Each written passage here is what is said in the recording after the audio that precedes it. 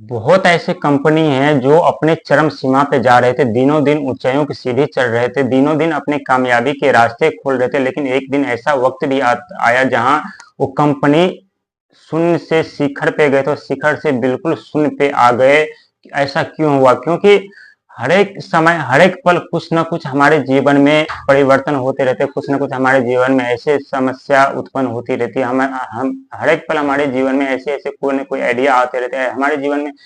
हमेशा कोई ना कुछ नया होता रहता है, लेकिन बहुत ऐसे कंपनी क्या गलती करते हैं, लेकिन अपनी जिद के कारण अपने प्रोजेक्ट में परिवर्तन नहीं करते, अपने प्रोजेक्ट में सुधार नहीं करते, अपने प्रोजेक्ट में नया फीचर्स नहीं लाते। इसके वजह से उनके जो पब्लिक को क्या चाहिए, किस तरह से उन्हें सॉफ्टवेयर चाहिए, किस तरह से उन्हें अपडेट चाहिए, किस तरह से उन्हें उसमें एप्लीकेशन चाहिए, ये सुधार नहीं करता। इसके चलते जब कोई नया कंपनी कोई नया प्रोडक्ट लॉन्च करता, चाहे वो मोबाइल हो या लैपटॉप हो या गैम्बर हो या कैमरा हो, कोई भी हो, उसमें नया फीचर जैसे ही लॉन्च कर देते हैं तो पब्लिक उसके पुराने जो प्रोडक्ट होते हैं उन्हें छोड़ करके नए प्रोडक्ट यूज करने लगते हैं। और यदि वो प्रोडक्ट उन्हें पसंद आते हैं, वो दूसरे अपने के से दूसरे व्यक्ति को भी बताते हैं, अपने दूसरे साथी को भी बताते हैं, और वो प्रोडक्ट पे जो है दूसरों व्यक्ति की भी नजर होती है वो, और वो प्रोडक्ट धीरे धीरे करके एक दिन फिर से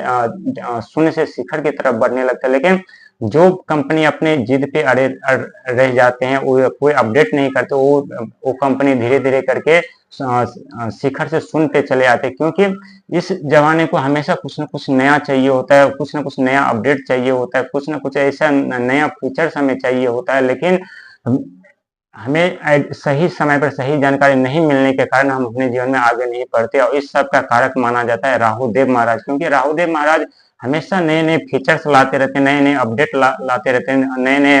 एप्लीकेशन के बारे में आइडिया देते हैं, नए नए प्रोडक्ट के बारे में आइडिया देते हैं, नए नए जो कंपनी है उसके बारे में आइडिया देते हैं, और उसका यदि हम सही से इस्तेमाल कर लेते हैं तो हम अपने जीवन में बहुत आगे तक जाते हैं, बहुत आगे प्रगति उन्नति करते हैं, अपने सफलता के रास्ते हम खुद बनाते हैं। लेकिन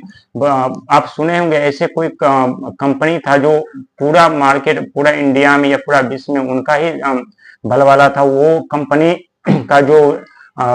प्रोडक्ट वो हर किसी के हाथ में था, हर कोई यूज करते थे, लेकिन समय के अनुसार, समय के परिवर्तन के अनुसार वो कंपनी उस अपने प्रोडक्ट को अपडेट नहीं किए, उसमें ऐसे फीचर्स नहीं डाले, और जिसकी वजह से उन्हें नुकसान उठाना पड़ा, जहां तक अपनी कंपनी को भी बंद करना पड़ा, सेल करना पड़ा। और यदि उस कंपनी को सही समय पे यदि राहु का साथ मिल जाता, राहु का आशीर्वाद मिल जाता, राहु का आइडिया मिल जाता, तो वो कंपनी आज अपनी चरम सीमा पे होता, पूरे मार्केट में, पूरे विश्व में उनका नाम चल रहा होता। लेकिन कहते हैं कि हमारे जीवन में राहु महाराज का बहुत ही बड़ा योगदान होता है, हमें आगे बढ़ने के लिए, हमारे तरक्की के लिए, हमारे सफलता के लिए, हमारे आने वाले समय के लिए, हमारे फ्यूचर के लिए, हमारे फीचर्स के लिए। क्योंकि राहुदेव महाराज के पास अथाह ज्ञान का भंडार होता है। जब भी किसी व्यक्ति या किसी कंपनी या किसी प्रोजेक्ट के ऊपर उनका शुभ आशीर्वाद या शुभ दृष्टि पड़ती है, तो वो अचानक से उनमें एक उछाल सा देखने को मिलता है। दिनों दिन नए नए आइडिया, नए नए फीचर्स के साथ वो आगे बढ़ते रहते हैं। लेकिन बहुत ऐसे व्यक्ति हैं जो उस आइडिया का इस्तेमाल नहीं करते, उस फीचर्स का इस्तेमाल नहीं करते, तो वो व्यक्ति दिनों दिन वो नीचे चले जाते हैं, अपने जीवन में कामयाब नहीं हो पाते, उनके काफी उन्हें नुकसान उठाना पड़ता है, जहां तक कि उनका नामो निशान मार्केट से मिट जाते हैं। आप खुद देख चुके होंगे जो नोकिया का हाल हुआ था, अभी का जो प्रोडक्ट चल रहे हैं, चाहे ओप्पो का हो, चाहे सैमसंग का हो, चाहे वीवो का हो, चाहे